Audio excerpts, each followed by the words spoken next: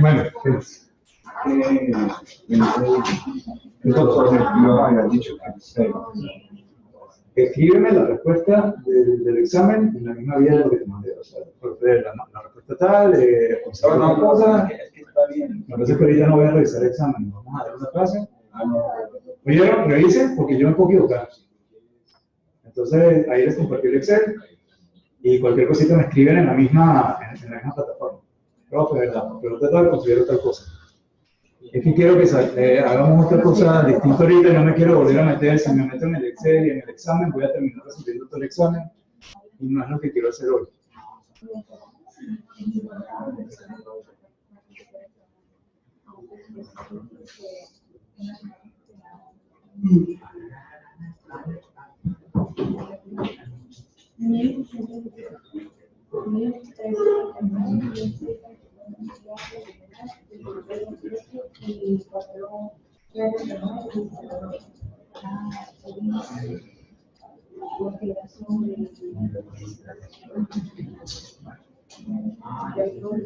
Bueno, les dije, había un juego de la bolsa de valores dentro de las posibilidades que yo tengo para invertir el dinero. Una de ellas es la bolsa de valores del mercado público de valores.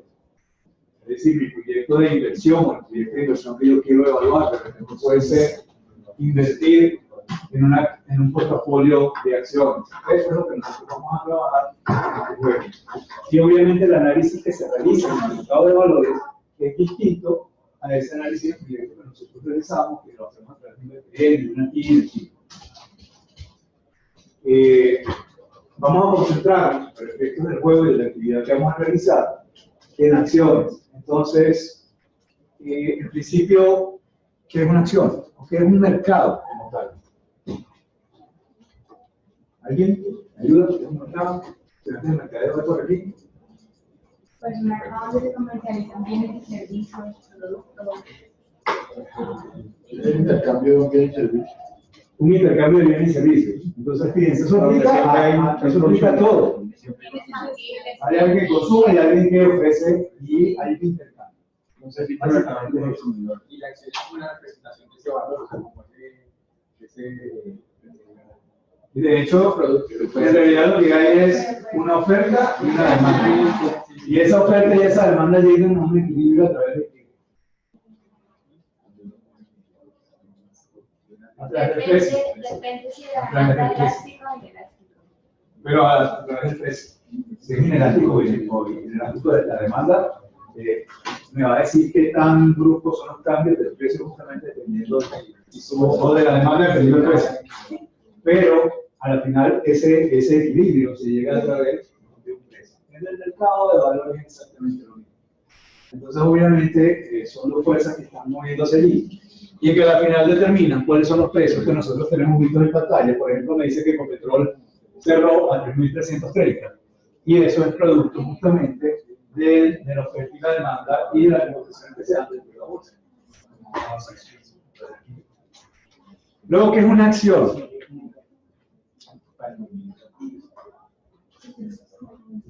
Sí. Una acción es sencillamente la división del capital social de una empresa.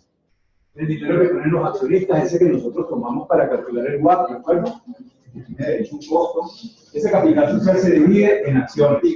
Y hay acciones comunes, hay acciones preferentes, y vamos a ver cuál es la diferencia que hay entre ellos.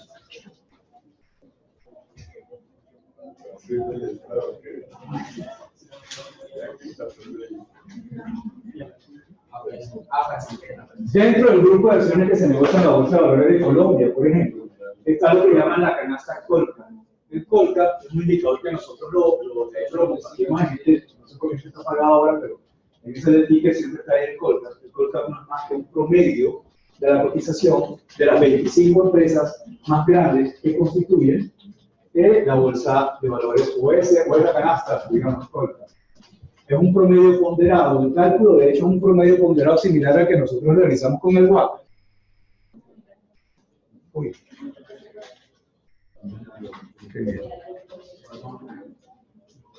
25 empresas que constituyen a... ¿Están compartiendo pantalla? Sí. Compartiendo pantalla, pero algo pasó.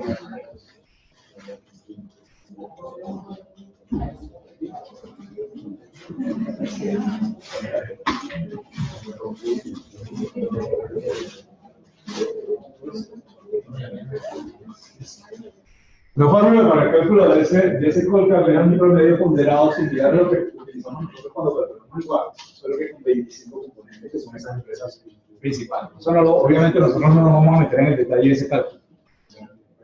Estas son las 25 empresas. Y a la final ese indicador lo que me dice es cómo está el mercado de acciones en general. Si el Colcap sube, quiere decir que el mercado de acciones en Colombia está subiendo. Si baja, pues será lo contrario.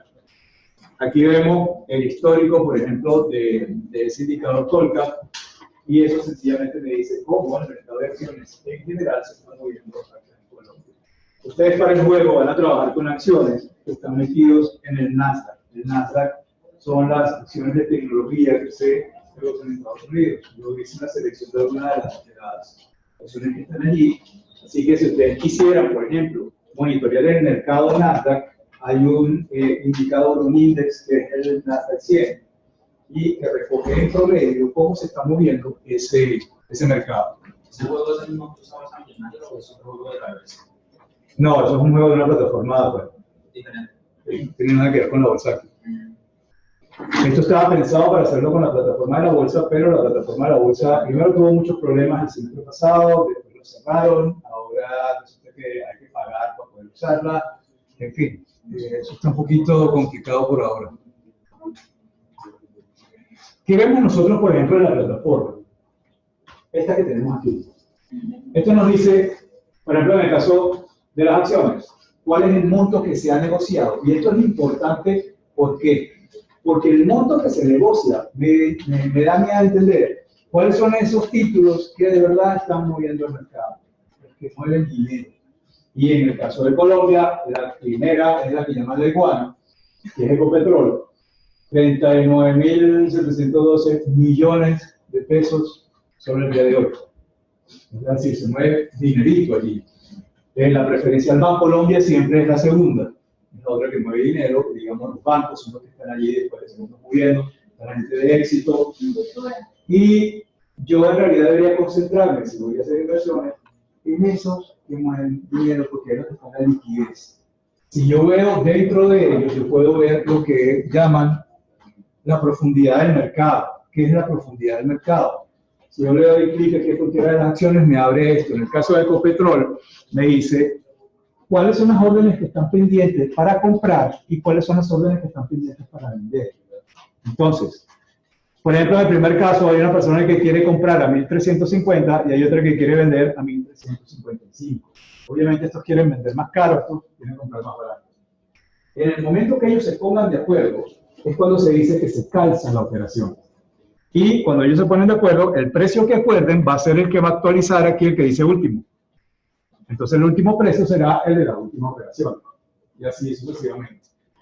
Ahora, esto es interesante verlo también. ¿Por qué? Porque si yo tengo, por ejemplo, la balanza inclinada más hacia el lado de la venta, vamos a suponer que tenemos más personas que quieran vender que las que quieren comprar. ¿Qué creen que le puede pasar entonces a la no. Muchos compradores, o sea, muchos vendedores y pocos compradores. Mucha oferta y poca demanda. ¿Qué pasa si ocurre lo contrario? Si la balanza está, digamos, más hacia el lado de los compradores, ya hay poquitos vendiendo. En el anterior caso baja el precio. Y en este caso sube el precio. Entonces eso ya me da un indicador de qué puede llegar a pasar en las próximas horas, cómo se vaya moviendo esto. Entonces la profundidad del mercado, así se llama eso.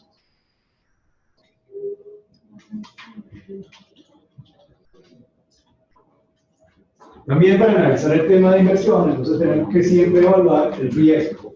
¿Qué es el riesgo? El riesgo es la posibilidad, la probabilidad de que mi plática se pierda. Eso es. Tan sencillo. Y obviamente no queremos perder plata y tenemos que minimizar ese riesgo. o jugar también con ese riesgo, porque recuerden que en finanzas uno de los principios fundamentales me dice que a mayor riesgo también mayor rentabilidad. Entonces, ¿cómo podemos medir nosotros ese riesgo en el mercado de las acciones? Hay un concepto que es el concepto de volatilidad, y volatilidad que tiene, o que es, más allá de la definición, si nos vamos a una gráfica, por ejemplo, lo podemos entender mejor. Aquí tenemos dos acciones. Una, acción A, la azul. Otra, acción B. La volatilidad es qué tanto está cambiando ese precio. Vamos a suponer que yo pudiera trazar una recta en medio de la media y qué tanto se desvían los valores de esa media. Entonces, aquí yo puedo ver que la acción B, que es la roja, es más volátil que la acción azul. Ahora les pregunto, ¿y por invierno? Mayor volatilidad implica mayor riesgo. ¿Por qué? Bueno, porque yo puedo asumir una posición aquí y vender aquí, y si los movimientos son más grandes, obviamente voy a tener posibilidades de tener una ganancia más grande. Pero ¿qué tal que entre aquí y tenga que vender aquí? Entonces, también estoy, digamos, sujeto al riesgo de que puedo perder y puedo perder mucho. Entonces, les hago nuevamente la pregunta. ¿Dónde quiero? Si no algo seguro, pero si no realmente quiere porque es como pues que la respuesta en realidad es depende. ¿De qué va a depender? Del riesgo del inversionista, del perfil de riesgo del inversionista. Si ustedes quieren invertir, por ejemplo, en el caso de Colombia, ustedes se van a dirigir a una comisionista de bolsa. La comisionista de bolsa lo primero que va a hacer es medir el perfil de riesgo de ustedes. Entonces, ustedes van a determinar si ustedes están en un perfil de riesgo bajo, intermedio o alto, hay tres niveles. En el bajo, estaríamos hablando, por ejemplo, de una persona que está jubilada, retirada, que vive de una pensión y que quizás no puede estar asumiendo riesgos muy altos. Y en el caso extremo, el alto sería de repente una persona joven que tiene un buen salario, un buen ingreso, que no tiene, digamos, familia, deudas. ¿Sí? Una comisionista de bolsa, o sea, ¿para qué para qué le importaría eso?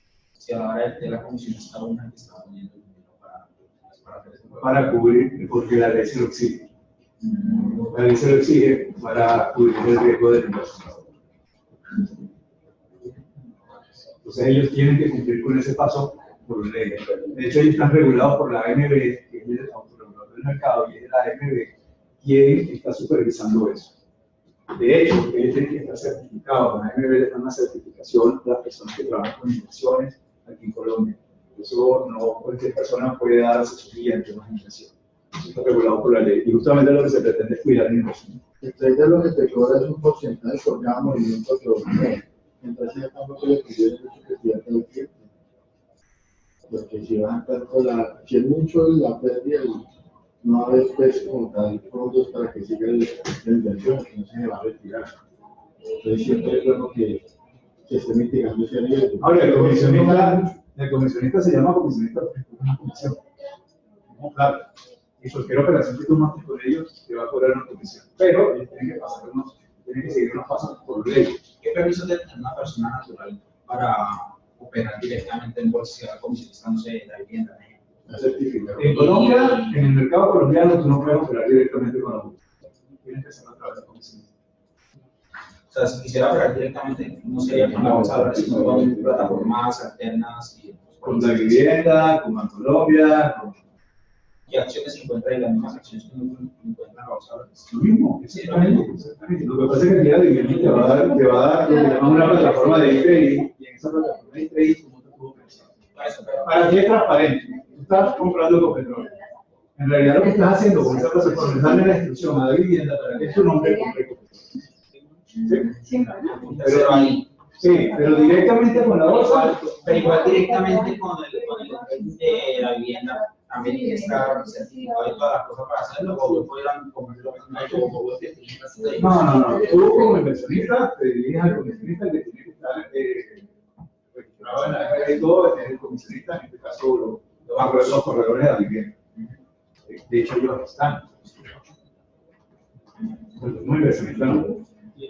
Pero claro, al final la ley lo que busca es cuidarte a ti como inversionista. Eso se define cuál es tu perfil de riesgo. Y si yo defino cuál es tu perfil de riesgo, por ejemplo, y te digo que tú tienes un perfil de riesgo alto, vuelvo y le hago la pregunta, ¿cuál te conviene? Y tú puedes arriesgar un poquito más. Entonces, dependiendo del perfil de riesgo que nosotros queramos, del riesgo que queramos asumir, de eso va a depender si nosotros nos vamos por una opción de un nivel de riesgo alto o de un riesgo más bajo. Pero la volatilidad lo que define eso. Hay otro indicador que es el que llaman el beta. El beta lo vamos a ver nosotros cuando analicemos el caso del modelo de KPM. El modelo de KPM lo vamos a utilizar para calcular el costo del capital. Recuerda que nosotros hasta ahora en el examen yo les he dicho, tienen 2 o 3 deudas con los bancos. ¿Cuál es el costo de ese dinero? La tasa que me cobra el banco. Pero el costo del capital no es tan fácil. El costo del capital hay que pasar por un proceso para seguir. Ahí nosotros utilizamos el modelo KPM, ya llegaremos nosotros allí, pero eso es uno de los cambios que hay para el segundo parcial. ¿Qué me dice el beta? Si yo tengo en la gráfica el rendimiento de una acción cualquiera, vamos a suponer que eso es, no sé, Ecopetrol acá, y este RM es el rendimiento del mercado. ¿Cómo mido yo el rendimiento del mercado aquí en Colombia? El Colcap. Entonces, si el rendimiento del mercado sube en un 1%, por ejemplo, y el rendimiento del Ecopetrol también sube en un 1%, su beta será igual a 1. Es decir, sube a la misma velocidad, digamos, que el mercado. Ahora, ¿qué pasa si el beta de Ecopetrol es 1,5? Quiere decir que si la rentabilidad del mercado sube en un 1%, la rentabilidad de Ecopetrol va a subir en un 1,5%. Eso no es más rápido que el mercado. Ahora, si la rentabilidad del mercado baja un punto, Ecopetrol la rentabilidad baja 1,5%. Está en ambos sentidos, ¿no? ¿Y qué pasa si, por ejemplo, el beta es 0,5? Si el beta es 0,5, quiere decir que si aumenta en un 1% la rentabilidad del mercado, Ecopetrol va a subir solamente en 0,5%. Para efectos de este juego, ¿qué papel están asumiendo ustedes aquí? En el mercado, los que mueven el mercado son los especuladores, así los llaman. Entonces ustedes están entrando a especular. ¿Por qué? Porque ustedes si compran una acción de Ecopetrol no es porque están apostando en el negocio del petróleo, y yo creo en el petróleo, y eso es el futuro, y eso es el futuro. No. Compran una acción de Ecopetrol porque creen que mañana va a estar más cara, y la venden y se ganan una platita. Entonces, ¿qué perfil, por ejemplo, de riesgo puedo asumir yo en esto que es un juego? Alto. No tengo nada que perder. Sobre todo porque a la final se va a la plataforma, como ven, y lo vamos a ir monitoreando durante el semestre, arma un ranking. Y les va a hacer un ranking a ustedes por rentabilidad. Es decir, el que va a ganar este juego, el que obtenga la mayor rentabilidad. Entonces, si mi meta es la rentabilidad y en realidad mi riesgo no es tan alto, porque estamos jugando con dinero ficticio, van a tener $100,000, pero es muy diferente a si yo estoy jugando $100,000 en mi bolsillo. Primero aumentar las donaciones, bueno, ya eso. Ya eso me dieron la entrada. Sí, exacto, entonces, asumir riesgos así, una cosa muy volátil, menos, ¿no?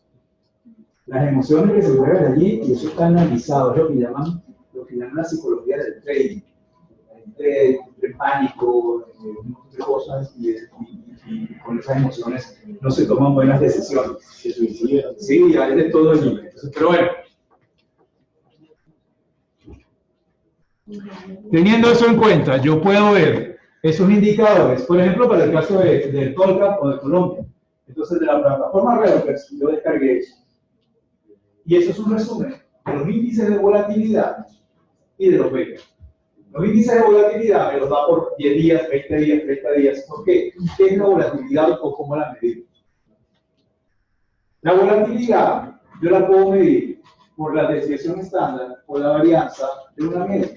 Si yo saco el rendimiento medio, ¿verdad?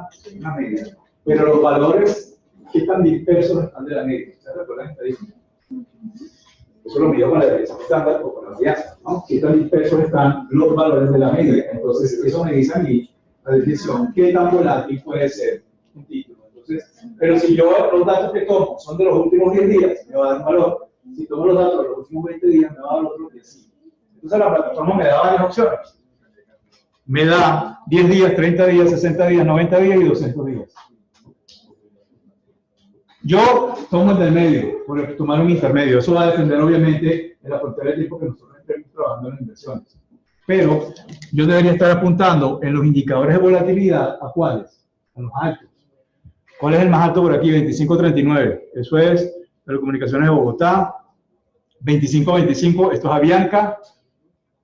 24.37, esto es Bancolombia. Y así. Y en los betas que me interesa, igual, los altos. Más arriba de 1, el beta. 1.11, Argos. 1.21, esto también es Argos. Creo que por aquí abajo había 1.19, Almacenes Éxito. Entonces, eso me da una idea, bueno, de qué es lo volátil, qué es lo que se está moviendo. Pero, como les digo, eso es en base a la estructura de la presentación pasada. ¿Qué pasa con eso?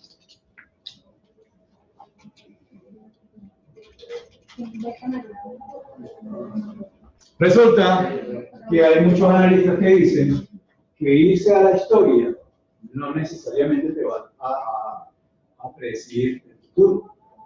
Sí, lo que ocurrió ayer no necesariamente se parece a lo que va a ocurrir mañana. Sí y no, digamos. De hecho, dicen que hacer eso es como tomar decisiones de inversión solo en base a esto, que llegar a conducir un automóvil viendo por el retrovisor. Es como tomar una foto de lo que pasó antes, eso no necesariamente va a repetirse. Sin embargo, pues hoy en día hay retrovisores con camarita, con la tecnología ha ayudado a desarrollar análisis estadístico de todo lo que son las cotizaciones históricas. En fracciones de segundo hay herramientas que yo puedo montar sobre una gráfica y son, digamos, estas plataformas las que se encargan de hacer todos esos cálculos. Y si efectivamente yo puedo llegar a determinar patrones que a lo mejor pueden llegar a repetirse. Y de ese análisis, yo obviamente no voy a poder predecir el futuro. De hecho, ninguna de estas herramientas predice el futuro de manera certeza, digamos, con manera certera. ¿Por qué? Porque siempre va a estar ese dilema de, bueno, hasta qué punto lo que sucedió en el pasado se va a parecer a lo que va a ocurrir mañana. Y así que el que le diga a ustedes, yo tengo una fórmula para hacer el trading y que ganas 100% seguro. ¿Interesa? Está prohibido, ¿no? Si una persona claro. Pero lo otro es, eso es mentira. Nadie tiene esa herramienta. Y hay mucha gente que vende, ¿no? Sobre todo hay personas que venden por ahí en internet cursos de bolsa y te dicen, yo tengo la fórmula mágica que se va a poner a ganar dinero. Si usted tiene la fórmula mágica de ganar dinero, se hace vendiendo muchísimo dinero, ¿no? Entonces, con un poquito de malicia uno ya... Pero sí hay herramientas de análisis técnico que yo les puedo aplicar a las gráficas y que me pueden ayudar a predecir más o menos qué puede llegar a pasar. Obviamente siempre va a haber un riesgo. Pero si yo analizo, estoy reduciendo ese riesgo. Si yo no hago un análisis, sino que sencillamente yo salgo al mercado y empiezo a comprar acciones, es lo mismo que me vaya al casino y me toque la plata. Entonces hay dos tipos de análisis que se realizan allí. Uno, análisis fundamental. ¿Qué es el análisis fundamental? El análisis fundamental básicamente es un análisis financiero de la condición de la empresa. Y para eso obviamente yo voy a necesitar balance general, estado de resultados, y yo con eso puedo hacer un análisis horizontal y un análisis vertical. ¿Recuerdan? Eso lo vieron. Puedo hacer indicadores de liquidez, puedo con cada resultado hacer margen bruto, margen neto, margen operativo. Puedo ver esos datos o esos índices en histórico y ver cómo ha sido el comportamiento financiero de la empresa. Flujo de efectivo, participación de mercado, qué tan endeudada está o no la empresa, el historial, gobierno corporativo, entorno económico, qué pasa en la economía, eso obviamente nos afecta. Y las noticias. Por eso nosotros tenemos en esta sala esa pantalla ya que tiene el canal de Bloomberg todo el día, porque ahí se resumen todas las noticias que se están dando y que de alguna manera pueden afectar a los mercados. Y creen, ahí aparece el señor Trump a decir alguna barbaridad y los mercados se mueven. Entonces es importante también el tema de noticias. Pero el análisis fundamental es muchas cosas. El análisis fundamental no es nada más noticias. Muchas veces hay esa confusión. Hay gente que dice, no, es fundamental la noticia. Sí, eso es parte del análisis fundamental. No lo es todo. El análisis fundamental es todo esto que está aquí. Es decir, análisis de información histórica en los balances y todo esto.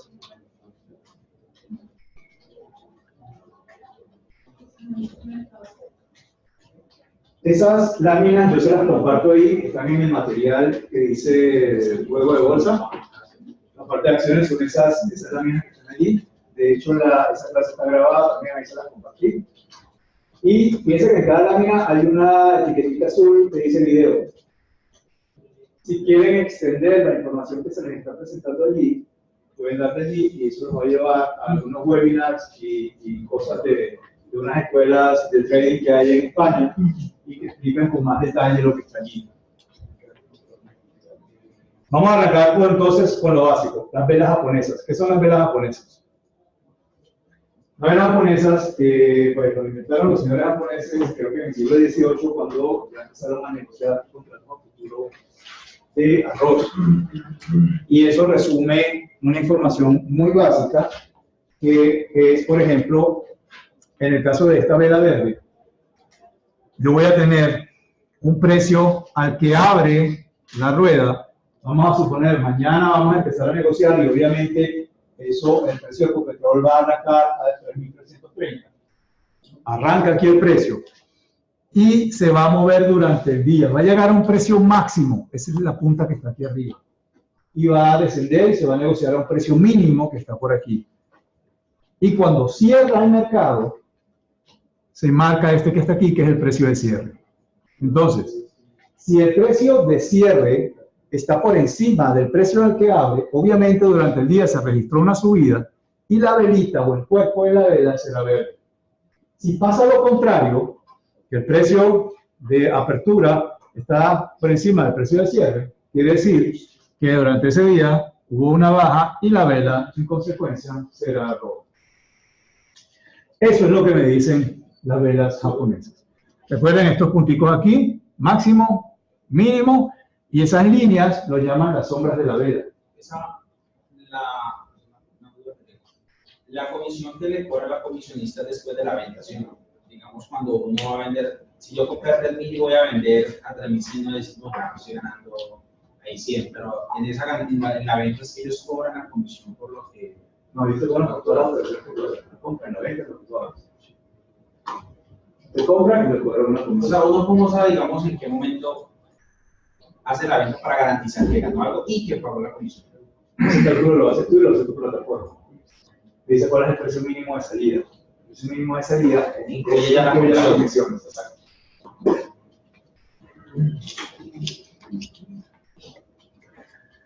Esas son las velas y obviamente si yo veo las velas en una gráfica voy a ver día a día, hora a hora, eso lo puedo parametrizar obviamente en la plataforma, voy a ver una figura parecida a esta.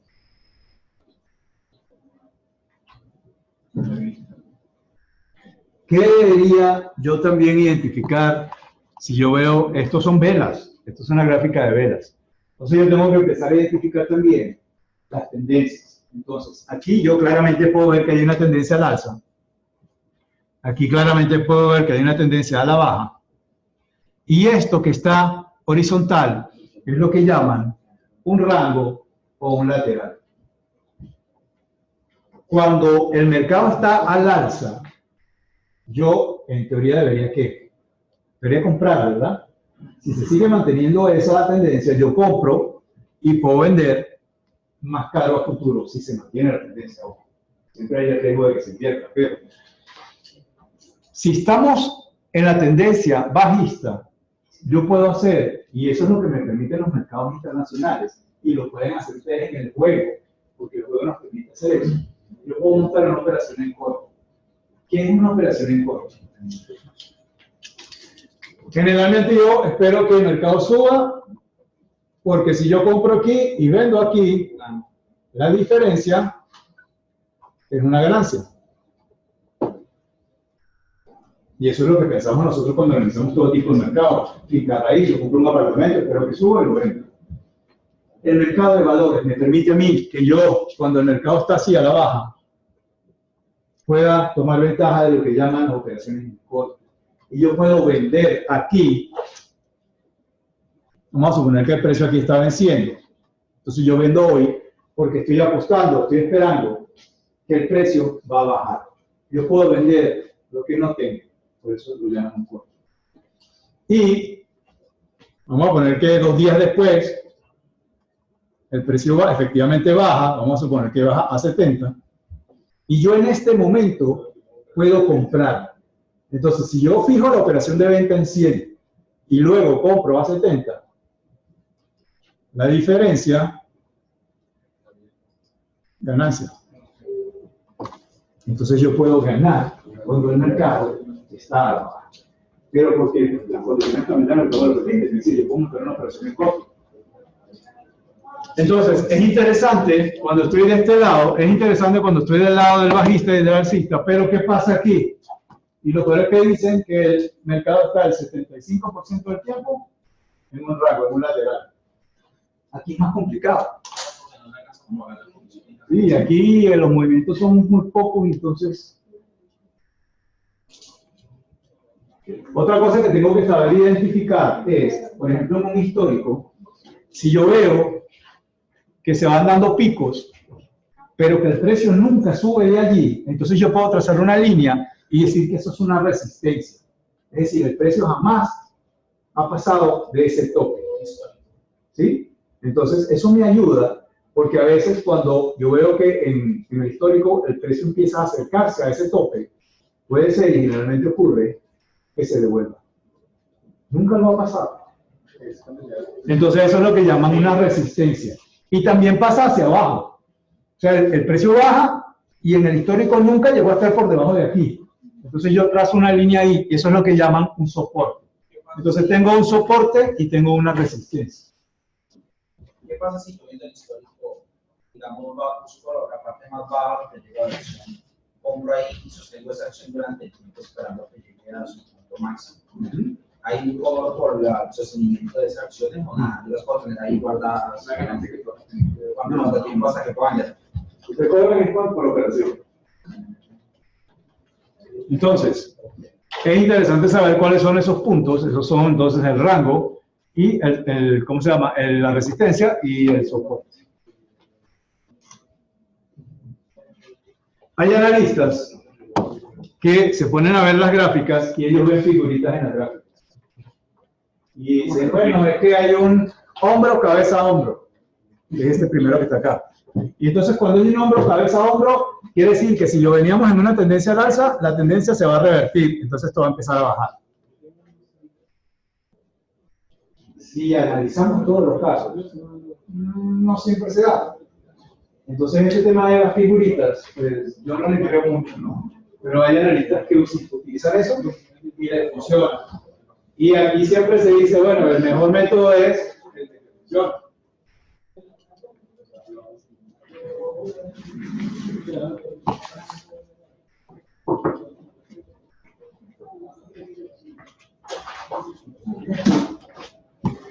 Hay una historia de los toros y los osos. Y les cuento rapidito eso. Resulta que el mercado se mueve en realidad por 2 fuerzas. Una fuerza de oferta y demanda que al final lo que hace es representarlo con la figura del toro y del oso. Se dice que el toro embiste de abajo hacia arriba y es entonces la representación de la fuerza que hace que las acciones o el mercado suban. ¿Cómo se llama? El oso embiste de arriba hacia abajo, entonces dice que es la fuerza del mercado haciendo que el precio del mercado baje. Y es así, entonces de hecho en el mercado internacional cuando hablan de un mercado bullish, es porque está en manos del bull, del toro, del alza. Y obviamente cuando el mercado está al alza, que está en el lado de los toros, se recomienda comprar. Y cuando está del lado de los ojos, o sea, que está hacia la baja, que es lo que les puse en la segunda gráfica ya, se recomienda vender. En ese caso, me dieron una posición corta. Pero es que en la quinta avenida está el toro, ¿no? Exacto, si ustedes han tenido la oportunidad de estar en Nueva York o han visto la foto de ese famoso toro del bronce grande que siempre va la gente tomarse fotos con ese toro, es el toro del mercado de valores que representa eso.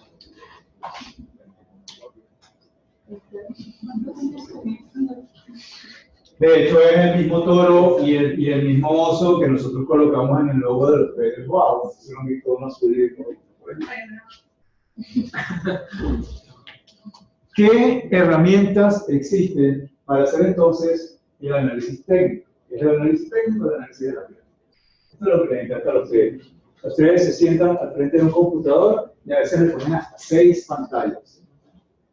El eurodólar por aquí, el Bitcoin por aquí y otros títulos monitoreando, noticias en la esquina, en fin.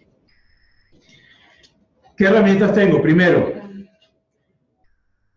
retrocesos de Fibonacci. Hay muchísimas herramientas de análisis técnico. Todos los días nacen una nueva. Yo les presento, digamos que las comunes, y aquellos curiosos, pues, si les gusta esto, más adelante pueden ir revisando el material que hay incluso en la red y se darán cuenta, todos los días hay una herramienta nueva. ¿Qué es Fibonacci? Fibonacci fue un matemático italiano que descubrió una serie numérica que cuenta con una serie de características dentro de las cuales está el que si yo divido de esa serie numérica un número entre el anterior me da una relación de 1,6, si no recuerdo, y si divido el anterior, el que viene, me da 0,6. Así, eso se repite para todas y cada una de los pares, ¿no?, en la serie. Esa relación que existe entre esas cifras se da mucho en la naturaleza y lo llaman la proporción áurea, incluso en el tema de arte. Por ejemplo, si yo divido el largo de mi mano entre el largo del antebrazo, me va a dar esa proporción de Fibonacci. Si divido el ancho del tronco de un árbol entre el ancho de una rama, también me da esa relación. Y se da en muchas proporciones dentro de la naturaleza. Los ingenieros, por ejemplo físicos, analizando movimientos, analizando la transmisión de ondas, encontraron que también allí, por ejemplo, cuando se analiza la transmisión de ondas, que las distancias también cumplen con esa relación de Fibonacci. Entonces a alguno de estos analistas de mercado se le ocurrió decir, bueno, ¿qué pasa si ponemos unos niveles de Fibonacci en una gráfica de ellos? Y resulta que se da con frecuencia que muchos de los puntos en los que se devuelve la gráfica en una tendencia, porque las tendencias al alza son así, no son una línea recta. Hay puntos, y esos puntos donde se devuelve lo llaman los retrocesos. Entonces, una manera que yo puedo identificar en qué momento se pueden ir dando los retrocesos es este, y así se llama la herramienta, los retrocesos de Fibonacci. ¿De qué me puede servir eso? Bueno, si yo puedo saber en qué momento se va a devolver un precio, a lo mejor a mí me interesa venderlo antes de que se dé esa condición. O si quiero comprar, puedo esperar a que se dé esa condición para que se dé el retroceso, caiga y yo ahí compro.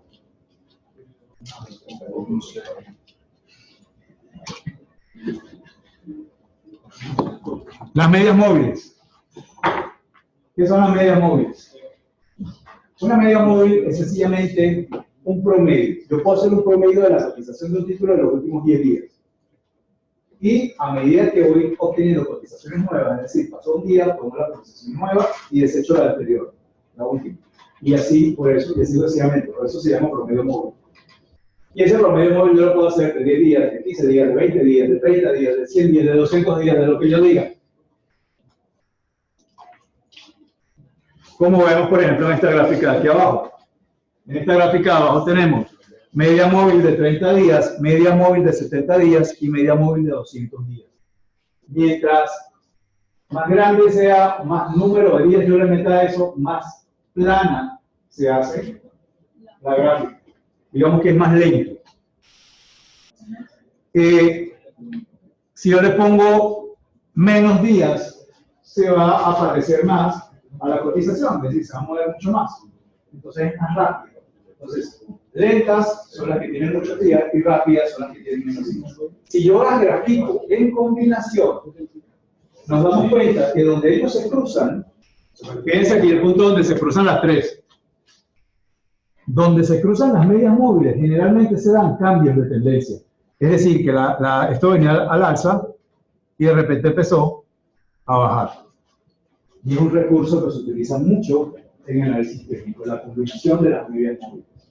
Ahora, las medias móviles, hay medias móviles simples, hay medias móviles exponenciales, hay medias móviles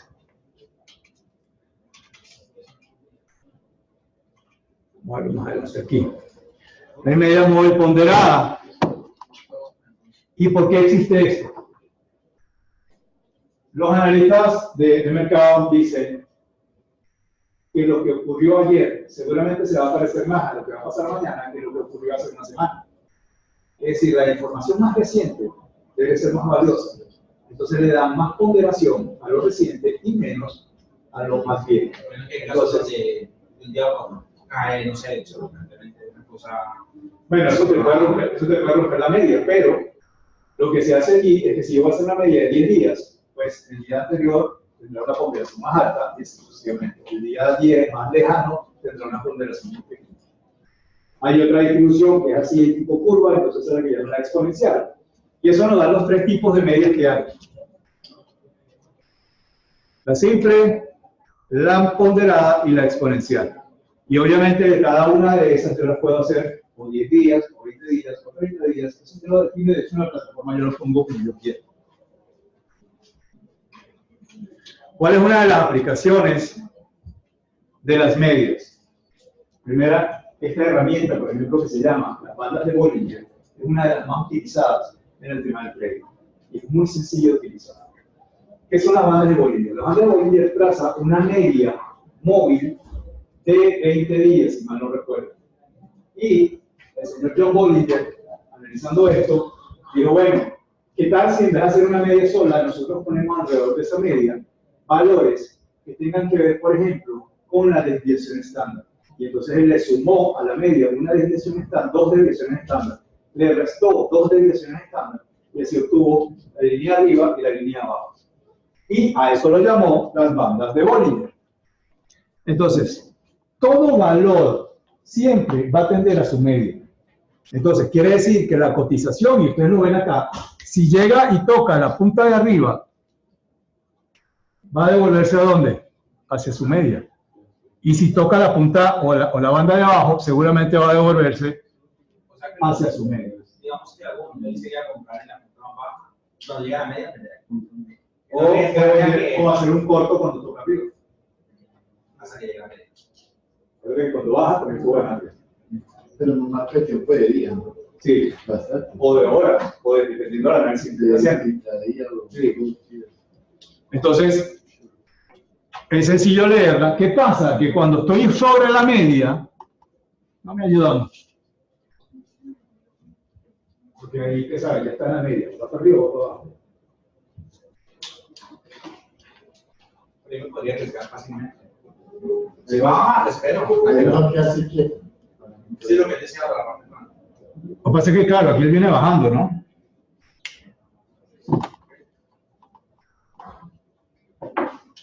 Otra.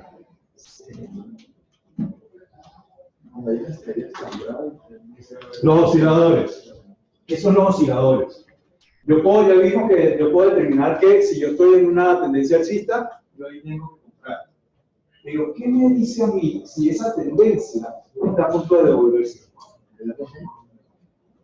Entonces uno es el RSI, los osciladores justamente lo que miden es qué fuerza tiene la tendencia. En los mercados eso lo llaman el momentum.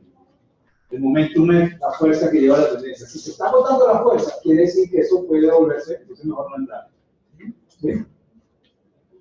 Entonces, ¿cómo, por ejemplo, el RSI me ayuda? El RSI es una gráfica que se hace por debajo de la gráfica de cotización, no está encima como la de Bollinger. y tiene dos niveles. Esto es un valor normalizado, va de 0 a 100 y me establece dos niveles, uno en 30, que es la raya de aquí abajo, y otro en 70, que es la raya de aquí arriba. Si el RSI está por encima de los 70, como en este caso, eso es una señal de sobrecompra. Eso quiere decir que la tendencia puede estar por agotarse. Y efectivamente, si nosotros revisamos esto aquí, la tendencia se revierte porque venía de una subida y cambió a una bajada. Estas señales hay que leerlas. Si por el contrario toca abajo, se dice que está en sobreventa. Igual, si viene en una tendencia hacia la baja, puede ser que se revierta y empiece a subir. ¿Qué pasa si yo tengo, no sé, 1000 acciones de cualquier empresa? Llego a un punto donde digo, tengo que vender. Pero a la hora de poner la gente, no hay compradores para ellos. ¿No hay qué? Eso supone que hay una cantidad de, yo tengo 1000, o yo puedo vender de uno. No, eso no te puede pasar, porque cuando tú entras en el mercado, tienes que entrar en las primeras. Son las acciones que tienen liquidez. El término de liquidez en el mercado justamente es eso. Son acciones que yo las pongo a la venta y se fueron. Si yo me voy a lo que no se mueve, me puede pasar eso, que yo pongo una orden de venta porque quiero liquidar una posición y puede pasar 3 días y esa no se da. En el mismo colocado, ¿puede pasar eso? Sí, hay muchas acciones que ahí son muy lentas. El mercado de aquí. Pero si yo me enfoco en el control, la color, eso se mueve muchísimo. Entonces, esa es una cosa que hay que tener presente. Yo tengo que meterme en cosas que se mueven, que tengan liquidez. Si me tomo algo que no tiene liquidez, si me puedo estrellar y pasarme eso. Hay otro oscilador muy similar al RSI y es el que llaman el estocástico. El estocástico combina dos medias, que son estas dos líneas que van acá, y tiene dos niveles también como los tiene el RSI, solo que estos niveles van en 20 y en 80. La lectura es la misma, es decir, si yo estoy por arriba, estoy en sobrecompra y esto es una señal de que se puede cambiar la tendencia.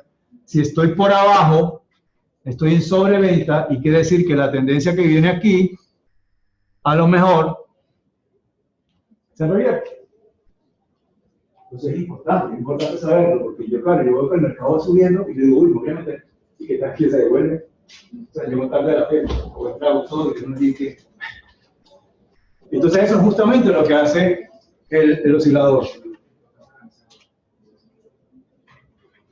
El MACD.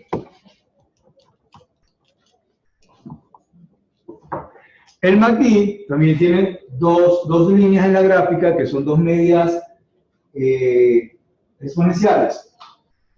Y como vimos, cuando las medias se cruzan, entonces yo tendría que estar pendiente de los puntos en que ellos se cruzan, porque los puntos donde se cruzan las líneas me deberían marcar cambios de tendencia. Y efectivamente sí es.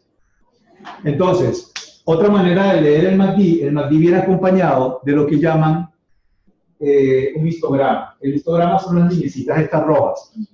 Cuando el histograma está en 0, es cuando coincide cuando se cruzan las líneas. Entonces, si lo quiero leer por el histograma, tengo que ver los puntos donde el histograma está en 0. Aquí y aquí. De hecho, la herramienta de esa gráfica me permite que yo vea el MACD sin el histograma o sobre el histograma. En fin, depende de cómo lo quiera manejar. Pero esa es la lectura que se le da. Como les digo, si ustedes son curiosos y alguno quiere ver un webinar completo del MACD, ahí está.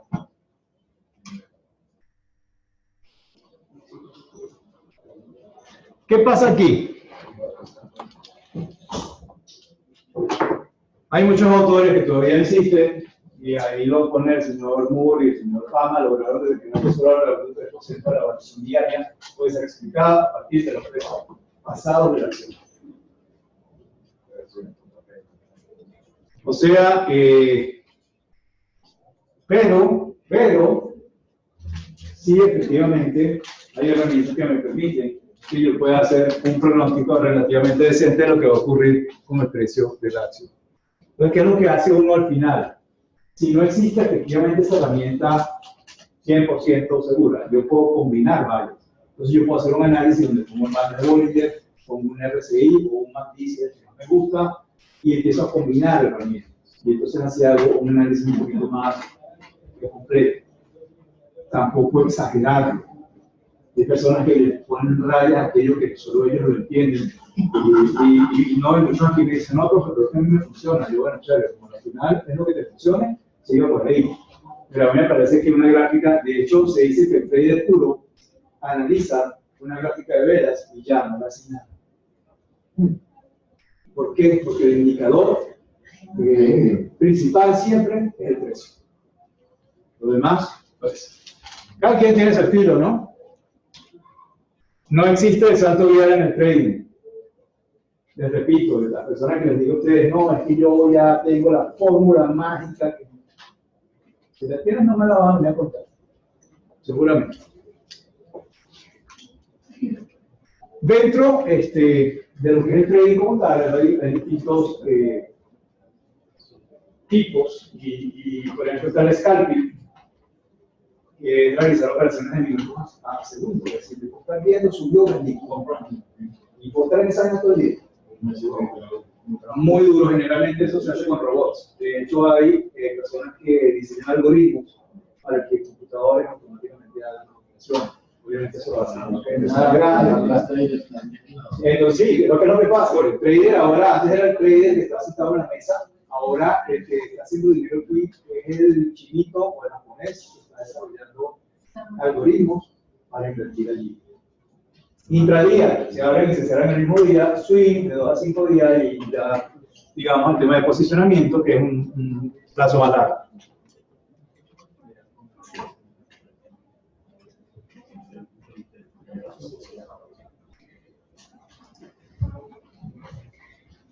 ¿Dónde podemos ver nosotros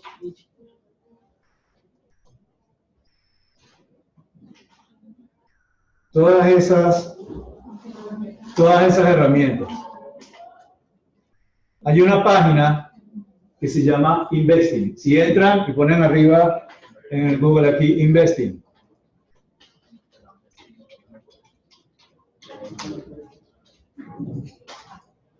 Si yo entro a la página de Investing, esta es una página que es abierta, que todos podemos consultar. Aquí hay información de los mercados y vamos a suponer que yo quiero buscar una de las empresas. ¿PT1? Electronics, yo aquí me recuerdo que una de las que metí en la lista fue esta. ¿Dónde está?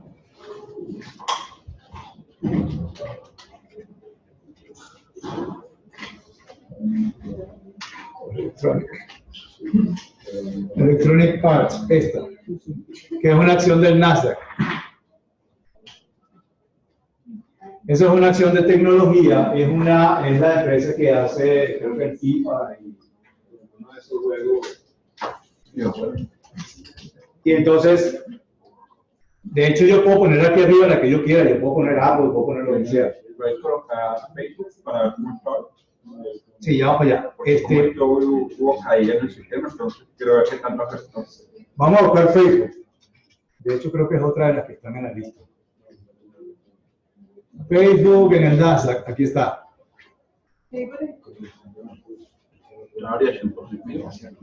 Entonces, me va a mostrar la cotización. Aquí hay información de noticias fundamentales, en fin. Y aquí donde dice gráfico técnico, si le doy allí, me va a abrir el gráfico técnico, y el gráfico técnico yo lo puedo poner en toda la hoja. Ahí sale la IPO.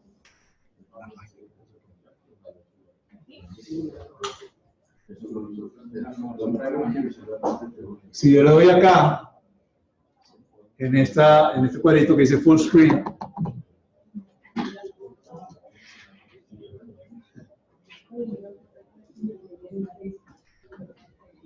me lo pone en toda la pantalla. Entonces aquí ya yo pues, puedo poder, digamos, trabajar esta gráfica utilizando lo que vimos. Primero vamos a verlo en gráfico de velas. El gráfico de velas está aquí arriba. Aquí ven la figurita de la vela. ¿Y qué periodo estamos? ¿Cuánto es el rango de periodo? Puede ser... ¿Ahorita cómo estamos? ¿Estamos en el día o en el día, en el día. Está el día. ya. Sí, ahí te nota la caída, mira. Entonces, fíjense, yo me puedo ir... No, estamos en... esto es por días. O sea, que hay varios días. Si yo le doy a la rueda del mouse hacia arriba y hacia abajo, me da más días o menos días, dependiendo de lo que quiera analizar. Puedo, entonces, aquí donde está este grafiquito aquí arriba, está el grafiquito con una línea arriba, ahí están las herramientas, como por ejemplo, Bollinger Bands, que fue la primera que vimos. Entonces, si yo le doy ahí arriba y busco bandas de Bollinger, él automáticamente me va a graficar las bandas de Bollinger. Y ya yo sé cómo leerlas, ¿no? Recuerden que cuando el precio toca, y aquí por ejemplo está tocando arriba, la banda de arriba, lo que dice Bollinger es que esto en algún momento se va a devolver y se va a venir hacia la media. O sea, lo que me está diciendo esto es que en teoría debería bajar, ¿no? O por lo menos bajo la teoría de Bollinger. Ahora, pero yo puedo añadir otros, y yo me puedo ir otra vez aquí a gráfico y decirle que quiero el MACD, que fue otro de los que vimos. El MACD está aquí, MACD, MACD. Y ahí él me muestra el MACD. ¿Cómo se lee el MACD? Si se cruzan, si se llegan a cruzar estas dos líneas, quiere decir que se cambia la tendencia. ¿Está por cruzarse? Sí, no parece ser claro. Sin embargo, a lo mejor lo que me dice Bollinger es que esto puede llegar a bajar. Y puedo añadir las que quiera. Vimos también el RSI, yo pudiera poner el RSI también, me voy aquí arriba otra vez donde están las herramientas y busco RSI. El RSI está al final, lo ponen aquí donde dice índice de fuerza relativa, RSI por sus siglas en inglés. Ese es.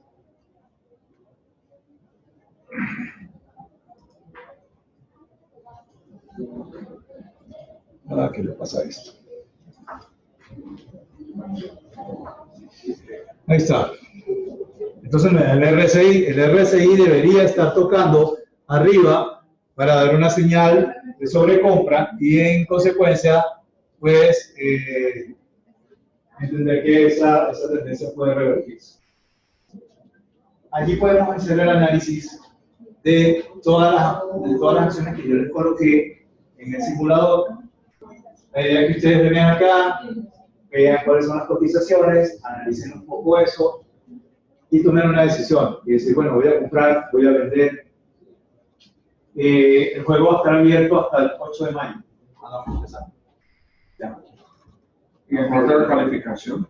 ¿Cómo? ¿Y el método de calificación? El método de calificación es, la misma plataforma va a tener un ranking, ¿sí? Entonces, nosotros vamos a tener que el primero que quede en ese ranking va a ser 5. Y vamos a tener una escala de calificación que va a tener un mínimo de 3.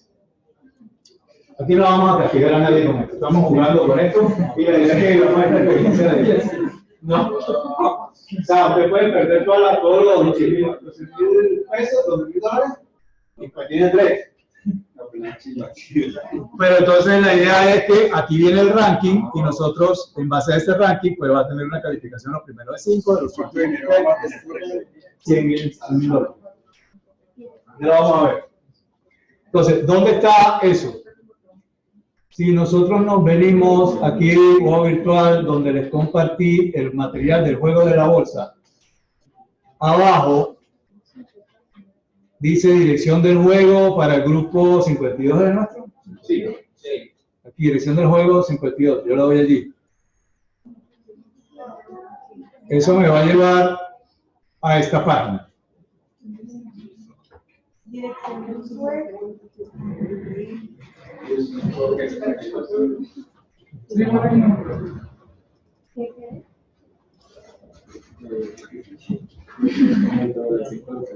Bueno, eso está como lento, yo no sé qué le pasó a esto.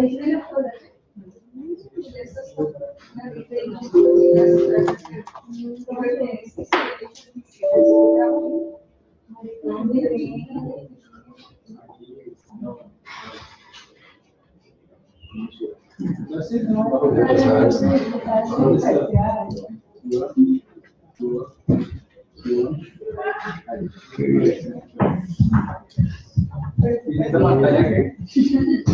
Mercado local, ¿verdad? Listo, hicieron. No.